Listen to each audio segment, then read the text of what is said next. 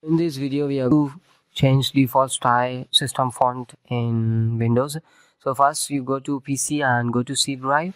In this you need to search for Windows. As after you need to search for fonts, and in this inside fonts you have a lot of font style is available. So you need to choose which type of style you need.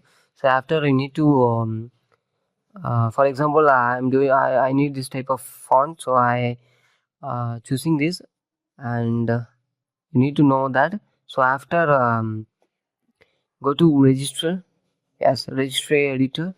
So in this you need to click it, and once you click this page will be appear. In this local machine is that, click it and go to software, and in this go to Microsoft.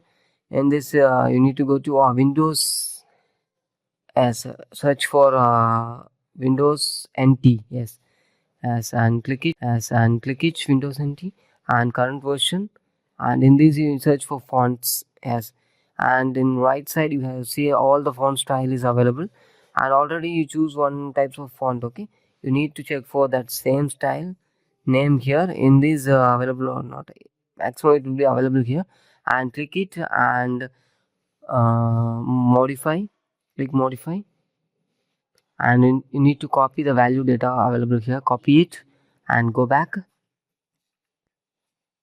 Yes, let's go back and close it, and open the notepad and copy and paste that you are copied previously. You need to paste in this. Yes, and also this need to write, so I will update in my commands. So after you copy that same, need to copy and paste in your font name. Yes, need to paste here. These will be, I will give in command. So after that delete and go to save as, and in this you need to write a name and yes, dot reg registry all files.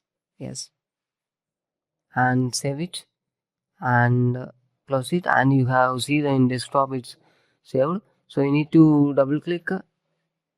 If once you double click this will be appear, you need to click as. So this is how to change the font.